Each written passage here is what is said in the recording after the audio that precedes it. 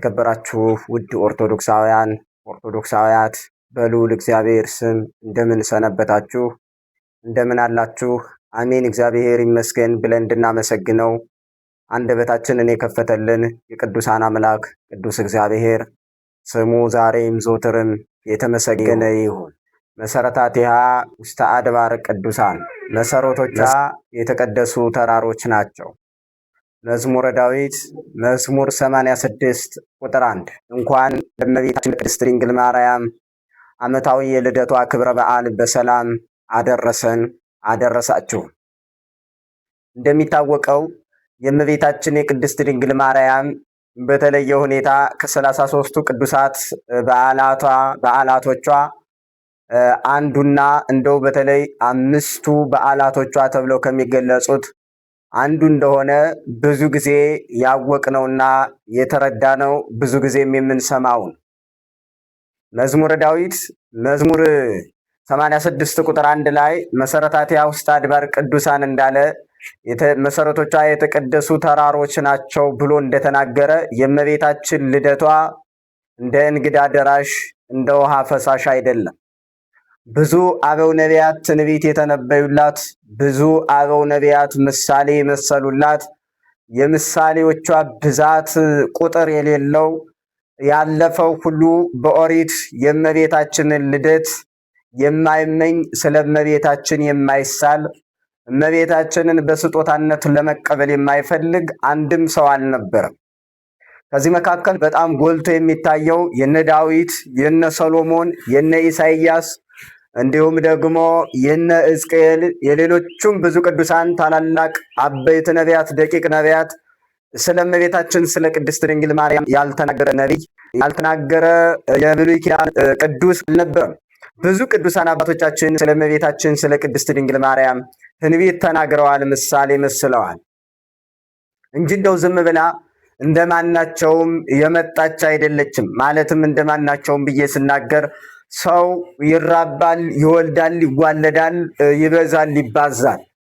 እመቤታችን ቅድስት ድንግል ማርያም ሌሎቹ በሚባዙት ሌሎቹ እንደዚያ በሚመጡበት አይደለም። ምክንያቱም በጣም ብዙ ሚሊዮን ሰዎች ተወልደዋል፣ ብዙዎቹ ግን ሳይታወቁ አልፈዋል። እመቤታችን ቅድስት ድንግል ማርያም ግን እንደዚያ አይደለም። ዓለም በሙሉ አንገቱን ቀና አድርጎ ወደ እግዚአብሔር ይለምን የነበረ የእመቤታችንን ልደት ነው። በእመቤታችን ልደት ክርስቶስ ይገኛል። እመቤታችን ካልተወለደች ዓለም መዳን አይችልም። የዓለም የመዳኛ ትልቁ መስመር ሰንሰለት ምክንያተ ድኅን እመቤታችን ድንግል ማርያም ናት። በዚህም ቅዱስ ዳዊት መሰረታቲሃ ውስተ አድባር ቅዱሳን መሰረቶቿ የተቀደሱ ተራሮች ናቸው ብሎ እንግዲህ ብዙ ቅዱሳን አባቶቻችን እንዳሉ በእመቤታችን በቅድስት ድንግል ማርያም በኩል የእመቤታችን የቅድስት ድንግል ማርያም እንግዲህ መሰረቶቿ ቅዱሳን አባቶች እንደሆኑ በደንብ አስረድቶ ተናግሯል። እንደሚታወቀው በብሉይ ኪዳን ታላላቅ የሚባሉ ከነ ኖህ ጀምሮ እነ አብርሃም እነ ሙሴ እንግዲህ እስከ ሐናና እስከ ኢያቄም ድረስ ያሉት በጣም ብዙ ቅዱሳን አባቶቻችን ነበሩ። መጽሐፍም እንደሚናገረው ቅዱስ ያሬድም እንደሚለው ማርያምሰ ተሃቱም ትካት ውስተ ከርሱ ለአዳም ከመ ባሕርየ ጻዕዳ፣ እመቤታችን ቅድስት ድንግል ማርያም በአዳም አብራክ ውስጥ እንደ ዕንቁ ታበራ ነበር ተብሎ የተገለጸች ቅድስት ድንግል ማርያም ንጽሕት ጽሪት ደም ስትቀዳ ከሐናና ከኢያቄም መድረሷን ብዙ ቅዱሳን አባቶቻችን ይናገራሉ። በዚህ በትንቢተ ኢሳይያስ ምዕራፍ 11 ቁጥር 1 ላይም እንደምንመለከተው ተወጽእ በትር እምስሮ እሴይ፣ ከእሴይ ስር በትር ትወጣለች ተብሎ ትንቢት ተነግሮላታል ለእመቤታችን ለቅድስት ድንግል ማርያም። እመቤታችን ቅድስት ድንግል ማርያም እንደሚታወቀው እንደምንረዳው ዝም ብላ አይደለም የመጣችው።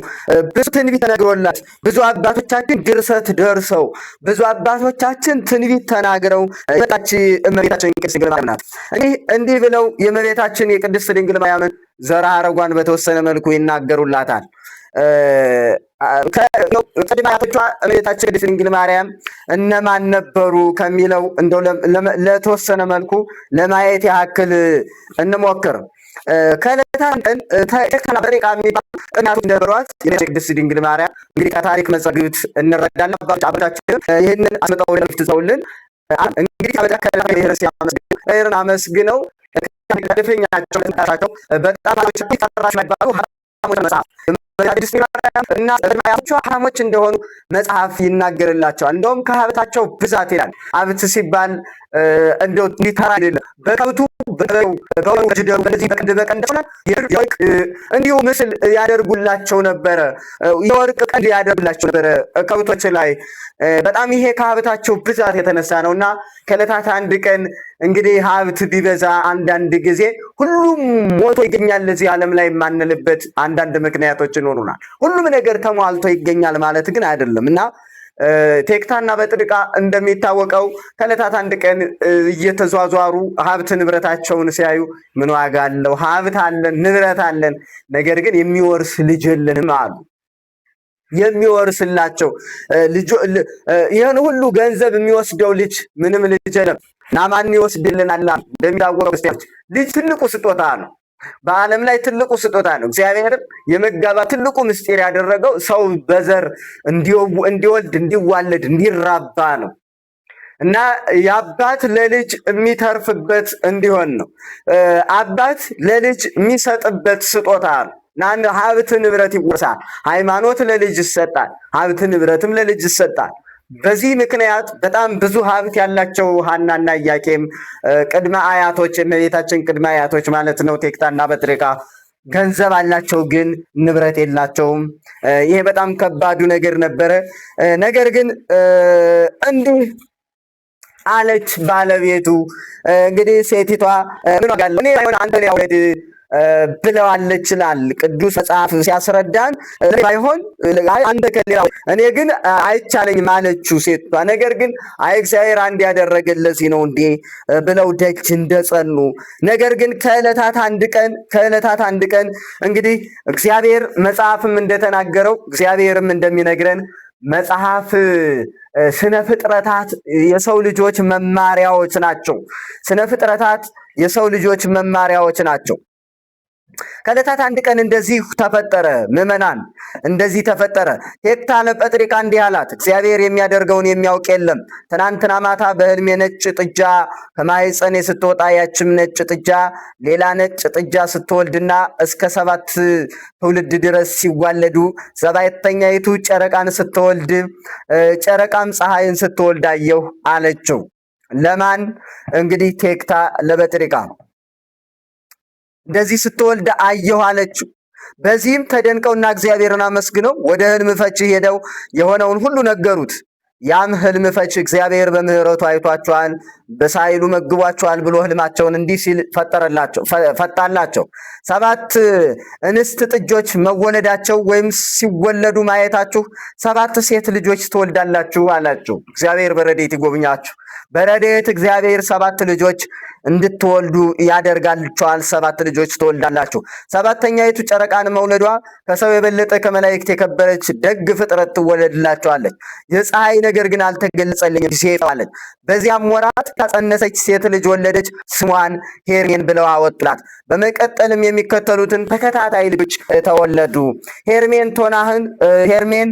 ተወለደች። ሄርሜን ዴርዴም ቶናን ወለደች። ቶናም ሲካርን ወለደች። ሲካርም ሴትናን ወለደች። ሴትናም ሄርሜላን ወለደች። ሄርሜላም ማጣትን አግብታ ከአንስተ ዓለም ተመርጣ የአምላክ አያት ለመሆን የበቃችውን ቅድስት ሐናን መስከረም 7 ቀን ወለደች። ሐናም በስርዓት አደገች። ለአካለ መጠን ስትደርስ ከቤተ መንግስት የተወለደውን ክቡር ጻድቅ የሆነው ኢያቄም የሚባለውን ሰው አጋቧት። በዚህም በተቀደሱ አባቶችና እናቶች የዘር ሐረግ ውስጥ ሰፊውን የመጡት ቅዱስ ኢያቄምና ቅድስት ሐናም እግዚአብሔር ለድህነተ ዓለም የመረጣት ቅድስት ድንግል ማርያምን ወለዱ። በነገረ ማርያም እንደተጻፈ ቅዱስ ኢያቄምና ቅድስት ሐና የጻድቃን መሰረቶች ቢሆኑም ከዚህ ዓለም ብዕል ግን ድሆች ነበሩ ይላል። አንዳንድ መጽሐፍ ሀብታሞች ነበሩ ብሎ ይናገራል። በነገረ ማርያም እንደተጻፈው ቅዱስ ኢያቄምና ቅድስት ሐና ድሆች እንደነበሩ ይናገራል። ነገረ ማርያም መጽሐፍ ምኖች ቢሆኑ ወደ ሌለው አንተ ተዘሳንተው የሚኖሩ ደጋና ነበሩ። ሰበራ አድርገው ሕገጋታቸውን ያላሳደሙ ንጹሐን ነበሩ። እንደሚታወቀው ሐናና ኢያቄም እንግዲህ የዘር ሐረግ 7 ልጆች ከተወለዱ በኋላ 7ኛዋ ሐና ወይም ደግሞ እመቤታችን ቅድስት ድንግል ማርያምን ለመውለድ የበቀችዋ ቅድስት እናታችን ቅድስት ሐና ናት። 7ኛዋ እንግዲህ ከሷ እመቤታችን ቅድስት ድንግል ማርያም ተወልዳለች። ከሷ ቅድስት ድንግል ማርያም እመቤታችን ተወልዳለች። ነገር ግን ከዚህ አስቀድሞ ምን ነበሩ ቢባል በጣም ለብዙ ዘመናት ሐናና ኢያቄም እመቤታችን ቅድስት ድንግል ማርያምን ከመውለዳቸው በፊት መካን እንደነበሩ፣ ሰዎቹ ይሳለቁባቸው እንደነበረ፣ ሐና ወደ ቤተ መቅደስ ስትሄድ ወደ ቤተ መቅደስ እየሄደች መስዋዕት ስታቀርብ የእናንተን መስዋዕት እግዚአብሔር አይቀበልም ይሏቸው የነበሩ፣ እግዚአብሔር የሚቀበለው የንጹሐንን መስዋዕት ነው፣ እናንተ አልወልድ ያላችሁ በኃጢአታችሁ ምክንያት ነው እያሉ ሰዎቹ ይሳለቁ እንደነበሩ መጽሐፍ ይነግረናል። ውድ ክርስቲያኖች መጽሐፍ ይነግረናል። እመቤታችን ቅድስት ድንግል ማርያም ግን ነሐሴ 7 ቀን ተጸንሳ በተጸነሰች ጊዜ ብዙ ታምራት ተደርጓል። የቅድስት ሐናን ማኅፀን እያሰሱ ዕውራን በርታ ጎባጦ የቅድስና ያበቶች ቅድስና ጥላ ያፉበት ከነሱም በዚህ ጊዜ አይሁዳን ሊገድሉ በጠላትነት ሲነሱ ቅዱስ ገብርኤል ሊባኖስ ወደ ተራራ ስባቸው የእመቤታችን ቅድስት ድንግል ማርያም ግንቦት 1 ቀን ተወልዳለች። ውድ ክርስቲያኖች እንኳን ለእመቤታችን ለቅድስት ድንግል ማርያም ለበዓለ ልደቷ በሰላም አደረሰን አደረሳችሁ።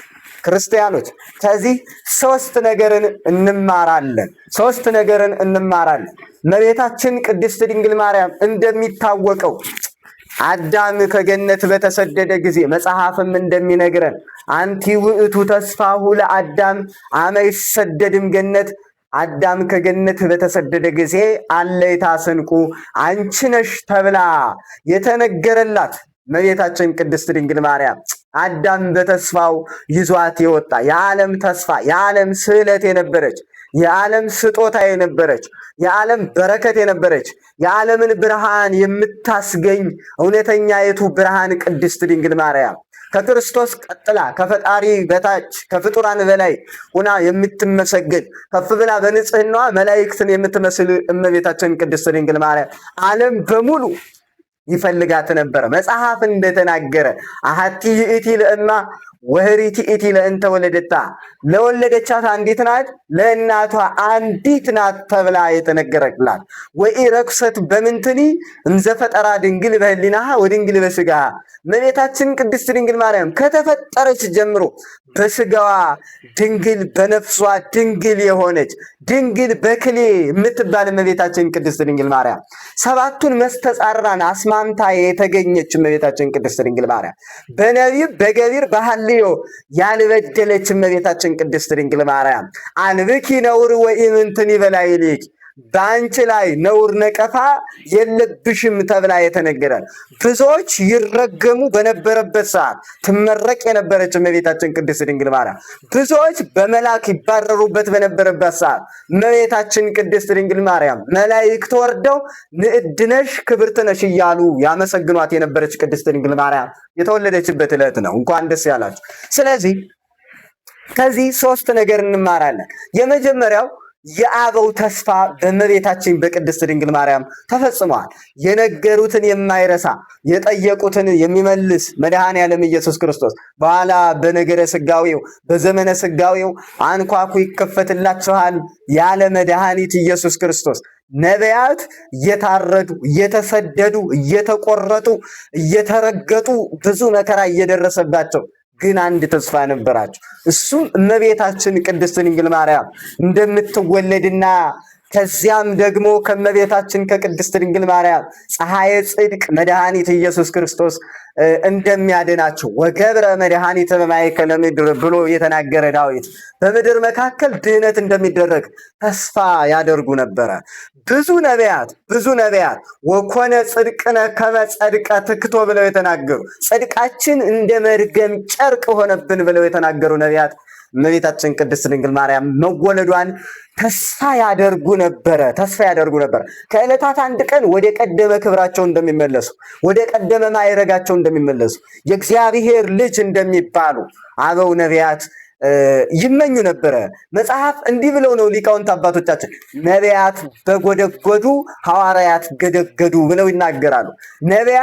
ነቢያት ብዙ ተምኔት የተመኙ ብዙ ምሳሌ የመሰሉ እመቤታችን ቅድስት ድንግል ማርያምን ዕፀ ጳጦስ እያሉ የተናገሩላት እመቤታችን ቅድስት ድንግል ማርያም ገራይተ አብርሃም ብለው የተናገሩ እመቤታችን ቅድስት ድንግል ማርያምን ነው። እና የነቢያት ተስፋ ነበረች እመቤታችን በመወለዷ የነቢያት ተስፋ ተፈጽመዋል። ሌላኛው ሁለተኛው በዚህ በነገረ ማርያም በእመቤታችን ልደት ውስጥ የምናየው የሐናና የኢያቄም መከራ ነው። ዓለም እንደሚታወቀው አንድ ቀን መልካም ነገር ሰርቶ አያውቅ። ዓለም ሁልጊዜ የሚያስበው መጎተት ነው። ዓለም መደፈቅ ነው የሚያስበው።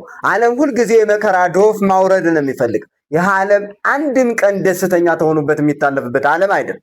ዓለም ጽድቅ ብትሰሩ 100 ጽድቅ ብትሰሩ 99 ጽድቅ ሰርታችሁ አንደኛዋን አንድ እንኳን የዶቃ ሽርፍራፊ ችግር ቢያገኝባት 99ን ገደል ይከታል ያለም።